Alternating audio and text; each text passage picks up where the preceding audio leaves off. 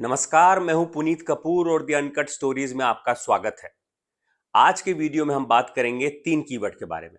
आदिवासी समाज, धर्म परिवर्तन और डीलिस्टिंग। इन्हीं 3 कीवर्ड के इर्द गिर्द हम बात करेंगे। इससे जो इन 3 कीवर्ड से जो एक मुद्दा उठता है, क्या धर्म परिवर्तन करने वाले आदिवासी समाज के लोगों को डीलिस्ट कर देना चाहिए, यानी कि आरक्षण के दायरे से उन्हें बाहर कर देना चाहिए। ये बहस और ये सवाल लंबे समय से लगातार उठते हुए आ रहे हैं, लेकिन आज हम इस पर क्यों बात कर रहे हैं? इसकी वजह है एक मंत्री का बयान। एक मंत्री जो खुद आदिवासी समाज से आते हैं, जनजातीय कार्य मंत्री हैं वो, यानी आदिवासी मामलों के ही मंत्री हैं। उन्होंने एक बयान दिया है। उन्होंने बयान ये दिया है कि आदिवासी समाज के वो लोग जो आदिवासी समाज की संस्कृति, परंपरा, रीति रिवाज और संस्कार को छोड़ देते हैं और दूसरे किसी अन्य धर्म के रीति रिवाज, संस्कारों को अपना लेते हैं, उन्हें आरक्षण के फायदे से वंचित कर देना चाहिए। इसीलिए हम उनके बयान को आगे बढ़ाते हुए हम इस मुद्दे के तमाम पहलुओं को समझने की कोशिश करेंगे, जिसमें हम सबसे पहले बात करेंगे डीलिस्टिंग क्या है, संविधान में अनुसूचित जाति और जनजातियों को लेकर क्या प्रावधान है, और अनुसूचित जातियों के लिए धर्म परिवर्तन को लेकर ऐसे क्या आदेश हैं जिससे अनुसूचित जनजाति को बाहर रखा गया है। डीलिस्टिंग के समर्थक जो उसकी वकालत करते हैं और जो उसका विरोध करते हैं, उन लोगों के क्या तर्क हैं, और आखिरी में हम ये समझेंगे कि डीलिस्टिंग आखिर कैसे पॉसिबल है, क्या प्रक्रिया है इसकी, कैसे संभव है और क्या इसकी संभावनाएं हैं। इन तमाम मुद्दों पर हम आज के वीडियो में तफसील से बात करेंगे, लेकिन उससे पहले आप सुनिए मध्य प्रदेश के जनजातीय कार्य मंत्री यानी आदिवासी विभाग के मंत्री विजय शाह का बयान कि उन्होंने डीलिस्टिंग के मुद्दे पर क्या कहा। आप सुनिए। तो ऐसी परंपरा, रीति रिवाज, संस्कृति और संस्कार को जीवित रखने और सुरक्षित देने का काम आदिवासी विभाग के मंत्री के नाते हमारा दायित्व है, हमारा धर्म है, हमारा फर्ज है। हम एक व्यक्ति अगर दूसरे समाज में चला जाता है और रीति रिवाज, संस्कृति और संस्कार छोड़ देता है, तो फिर हमारा ये मानना है व्यक्तिगत कि उसको जो फायदा मिलता है उससे उसको वंचित कर देना चाहिए। लेकिन हमारी मजबूरी है, संविधान में ऐसी व्यवस्था नहीं है और इसलिए डिस्ट्रिक्ट का मामला हम आगे ले जा रहे हैं। और सब लोगों को एक साथ लेकर के कि जब आप उस समाज के दायित्व ही नहीं है, उस समाज के रीति रिवाज, संस्कार से दूर हो गए, तो भाई साहब फायदा क्यों लेते हो? ये तो मुझे लगता है कि डिस्ट्रिक्ट का काम होना चाहिए। Thank you. तो आपने सुना कुंवर विजय शाह का बयान, जो मध्य प्रदेश सरकार में जनजातीय कार्य मंत्री हैं। उनके मुताबिक उनका यह व्यक्तिगत मानना है कि जो लोग आदिवासी समाज की संस्कृति, रीति रिवाज, संस्कारों, प्रथाओं, परंपराओं को छोड़ देते हैं, उन्हें जो है आरक्षण समय जो तमाम फायदे मिलते हैं उनसे वंचित कर दिया जाना चाहिए। इसमें जो एक वर्ड यूज बार बार हो रहा है, डीलिस्टिंग। सबसे पहले हम समझेंगे डीलिस्टिंग क्या है, और डीलिस्टिंग को समझने के लिए हमें यह समझना होगा कि संविधान में अनुसूचित जाति और अनुसूचित जनजातियों को लेकर क्या प्रावधान है। संविधान में अनुसूचित जाति और जनजाति को विशेष दर्जा दिया गया है, लेकिन जाति का वर्णन नहीं किया गया है कि कौन सी जाति इसमें आएंगी। इसके लिए अनुच्छेद 341 और 342 के तहत राष्ट्रपति के पास ये शक्ति है कि वो अलग अलग इलाकों में, अलग अलग राज्यों में किसी जाति या जनजाति को अनुसूचित जाति या जनजाति के तौर पर सूचीबद्ध कर सकती हैं, और ऐसा करने के लिए चयन के एक मापदंड भी बने हुए हैं। यहाँ पर ये देखा जाता है, खास तौर पर अगर हम अनुसूचित जनजाति की बात कर रहे हैं डीलिस्टिंग की, तो उसमें ये देखा जाता है कि उनकी सांस्कृतिक विरासत, परंपरा, जीवन शैली, रीति रिवाज और प्रथाओं के आधार पर विभिन्न राज्यों में अलग अलग उनको वर्गीकृत और सूचीबद्ध किया जाता है। और संविधान के अनुच्छेद 341 और 342 के तहत जो जातियां अनुसूचित जाति या अनुसूचित जनजाति के तौर पर वर्गीकृत होती हैं, उन्हें शिक्षा और नौकरी में आरक्षण का फायदा मिलता है, जो एक सबसे बड़ा फायदा है। माना जाता है कि जो तबका है बहुत वंचित रहा है, सामाजिक रूप से, शैक्षणिक रूप से, आर्थिक रूप से बहुत पिछड़ा है, तो कैसे वो आगे आ पाए, इसलिए उनको शिक्षा और नौकरी में आरक्षण का प्रावधान है।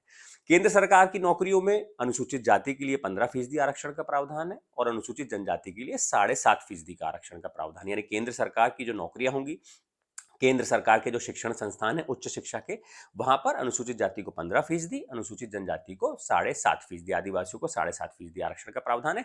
इसके अलावा अलग अलग राज्यों में आबादी के हिसाब से आरक्षण की जो दर है वो अलग अलग है। जैसे मसलन अगर हम मध्य प्रदेश देखें, तो मध्य प्रदेश में अनुसूचित जनजाति के लिए 16% है और अनुसूचित जाति के लिए 20% है, और इसी तरीके से अलग अलग राज्यों में आरक्षण की दर, आबादी में कितनी उनकी हिस्सेदारी, उस हिसाब से अलग अलग है।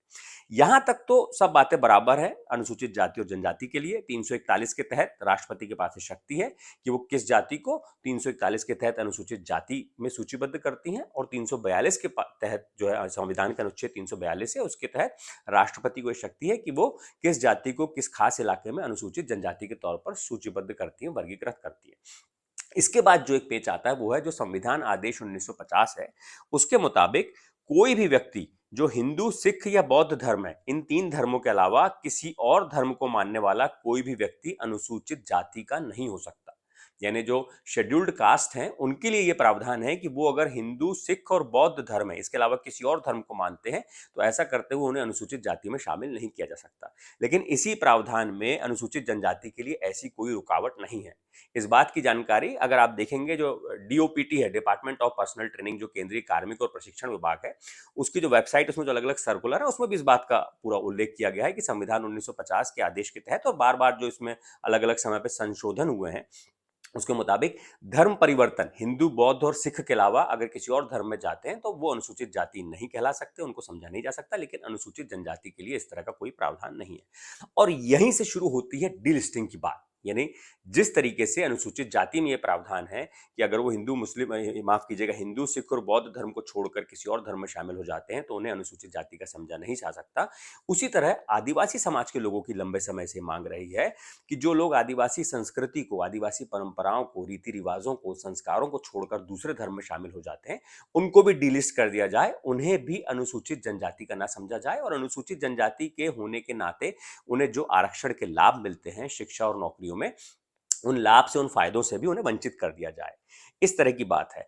अब लंबे समय से सवाल क्यों उठ रहा है? क्योंकि हम देखते हैं मध्य प्रदेश, झारखंड, छत्तीसगढ़ समेत तमाम जगहों पर हम देखते हैं कि काफी जो ईसाई संगठन है वो लंबे समय से सक्रिय हैं और इस दौर में काफी ज्यादा लोगों ने दूसरे ईसाई समेत जो दूसरे धर्म है उनको अपना लिया है, लेकिन उसके बाद भी उन्हें आरक्षण का लाभ मिलता है। तो यहीं पर आकर कुछ लोग मांग करते हैं कि जिन आदिवासियों ने ईसाई या अन्य धर्म को स्वीकार कर लिया है उनको अनुसूचित जनजाति से बाहर किया जाए। ये वो लोग हैं जो इस बात की वकालत करते हैं कि डीलिस्टिंग होना चाहिए, यानी जो लोग आदिवासी संस्कृति को, आदिवासी धर्म को छोड़कर दूसरे धर्म में जा चुके हैं उनको फायदे ना मिले, उनको डीलिस्ट कर दिया जाए।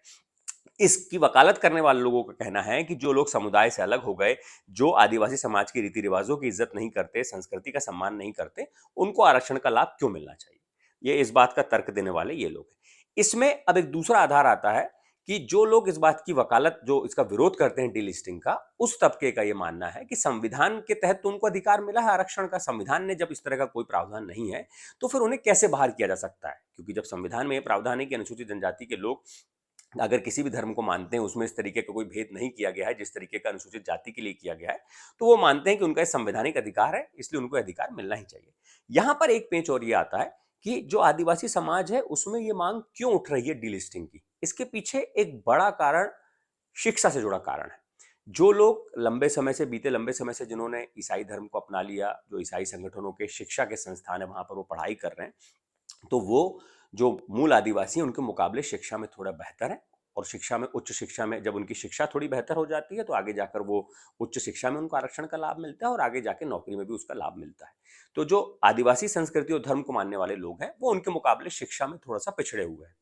इस पिछड़े होने की वजह से अगर दोनों को कंपेयर करें तो ज्यादा आरक्षण का लाभ अभी वो लोग ले पाते हैं जिन्होंने ईसाई धर्म को स्वीकार कर लिया, और क्योंकि ईसाई धर्म की संस्कृति को मानने के साथ साथ उनके जो शिक्षण संस्थान है वहां पर उनको पढ़ाई करने का मौका मिलता है, वो अच्छी बुनियादी शिक्षा प्राप्त करते हैं तुलनात्मक रूप से जो आदिवासी लोगों के मुकाबले, तो वो ज्यादा आरक्षण का लाभ ले पाते हैं। तो यहाँ पर ये बात इसलिए उठती है कि जो मूल आदिवासी लोग हैं उनका मानना है कि आरक्षण का लाभ वो ले रहे हैं और जो असल में अभी भी आदिवासी समाज की संस्कृति को, परंपरा को मान रहे हैं, उनको आरक्षण का लाभ वैसा नहीं मिल पा रहा है जैसा दूसरा धर्म स्वीकार करने वाले लोगों को मिल रहा है। और इसीलिए उनका यह मानना है कि अगर डीलिस्टिंग हो जाएगी तो सिर्फ आरक्षण के हकदार वही लोग होंगे जो मूल आदिवासी हैं, जो अभी भी आदिवासी संस्कृति को, परंपराओं को मानते हैं। तो उनको लगता है कि फिर वो बेहतर समाज में जो उनका पिछड़ापन है वो थोड़ा सा कम होगा और वो समाज की मुख्य धारा में आगे आकर मिल पाएंगे। इसी तरीके का जो ये आदिवासी इलाकों में, ये रोजमर्रा की जिंदगी में जो घने आदिवासी आबादी वाले इलाके हैं, मध्य प्रदेश के हों, छत्तीसगढ़ के हों, झारखंड के हों, पश्चिम बंगाल हो, असम हो, जो तमाम इलाकों में, वहां पर रोजमर्रा की जिंदगी में ये डीलिस्टिंग का मुद्दा उनकी संस्कृति, सामाजिक पहचान, उनके आर्थिक राजनीतिक अधिकारों से जुड़ा है। तो ये बहस लंबे समय से चली आ रही है। एक बार फिर क्योंकि मध्य प्रदेश सरकार के मंत्री ने इस पर बयान दिया है, हमने आपको उसका फ़र्क भी बताया है कि अनुसूचित जाति के लिए क्या फ़र्क है, वो कब कब इस जो है धर्म के आधार पर अगर वो हिंदू, सिख या बौद्ध के अलावा कोई और धर्म में शामिल हो जाते हैं तो उन्हें अनुसूचित जाति का नहीं समझा जाता है। और इस मामले में आदिवासी समाज के लोग एक सुप्रीम कोर्ट का हाल ही में बीते साल जो आया है 2024 में फैसला, उसका भी एक एग्जाम्पल देते हैं कि वहाँ पर कैसे एक जो महिला है वो उन्होंने सुप्रीम कोर्ट में याचिका दायर की थी। वो लंबे समय से ईसाई धर्म का पालन कर रही थी और उनका कहना था कि उनको आरक्षण का लाभ मिलना चाहिए। मैं एग्जैक्टली आपको देख के पढ़कर ही बता देता हूँ। जो सेल्वा रानी नाम की महिला थी, उनका बोलना था कि वो हिंदू धर्म को मानती हैं और वल्लुवन जाति से आती है, जिसे वहाँ अनुसूचित जाति के तहत सूचीबद्ध किया गया उस जाति को, उसके तहत उनको वहाँ पर आरक्षण का लाभ मिलना चाहिए। लेकिन जो तमाम तथ्य पेश किए गए राज्य सरकार की ओर से, उसमें बताया गया कि उनके पिता जो है हिंदू थे और उनकी माँ ईसाई थी। शादी के बाद उनके पिता ने ईसाई धर्म अपना लिया। बाद में जो सिल्वा रानी है वो भी ईसाई संस्कृति को, उनकी पूजा पद्धति का पालन करती हैं, नियमित तौर पर चर्च जाती हैं। लेकिन पुडुचेरी में क्योंकि एक नौकरी निकली थी और उसमें उनको अनुसूचित जाति के आरक्षण के तहत अप्लाई करना था वहां पर, इसलिए उन्होंने दावा किया कि उनकी जाति जो है अनुसूचित जाति के तहत सूचीबद्ध है, इसलिए उनको लाभ मिलना चाहिए। लेकिन सुप्रीम कोर्ट ने कहा कि जब आप ईसाई धर्म को मानती हैं, उसके रीति रिवाजों को मानती हैं और सिर्फ नौकरी हासिल करने के लिए आप खुद को हिंदू होने का दावा करती हैं और नौकरी हासिल करने के लिए आप आरक्षण के लिए अप्लाई कर रही हैं, तो एक तरीके से संविधान के साथ धोखाधड़ी, एग्जैक्टली सुप्रीम कोर्ट ने यह कहा था। तो इस तरह के तर्कों की भी बात आदिवासी समाज के लोग कहते हैं। हालांकि डीलिस्टिंग की प्रक्रिया, क्योंकि संवैधानिक ये अधिकार है आदिवासी समाज के लोगों को कि उनको अनुसूचित जनजाति के तौर पर जिनको सूचीबद्ध किया गया है, उनको शिक्षा और नौकरी में आरक्षण का प्रावधान है, ये उनका संवैधानिक अधिकार है।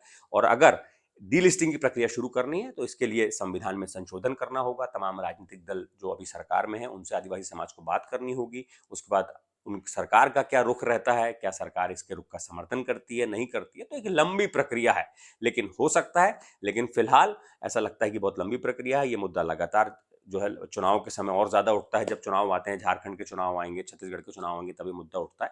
लगातार लंबे समय से मुद्दा उठ रहा है और अब इस मुद्दे को एक बार और एक कदम आगे बढ़ाया है। आदिवासी समाज के जो नेता है मध्य प्रदेश के, विजय शाह, जो जनजातीय कार्य मंत्री हैं, उन्होंने कहा है कि वो इस दिशा में आगे बढ़ेंगे, आगे कदम उठाएंगे। ये आगे अब वक्त में हमको पता चलेगा कि आगे इसको लेकर किस तरीके की क्या कोशिशें की जाती है और उसके बाद फिर सरकार का क्या रुख होता है। वो जो भी रुख होगा, इस बारे में जो भी इस दिशा में जो भी अगर प्रयास और आंदोलन किए जाएंगे, हम अपने वीडियो में रिपोर्ट के जरिए आपको वो भी दिखाने की कोशिश करेंगे। फिलहाल ये वीडियो आपको कैसा लगा, आप हमें कमेंट करके अपनी राय जरूर जाहिर करें। इस वीडियो को लाइक कीजिए अगर आपको अच्छा लगा है, शेयर कीजिए अपनों को और हमारे चैनल को सब्सक्राइब जरूर कीजिए। शुक्रिया।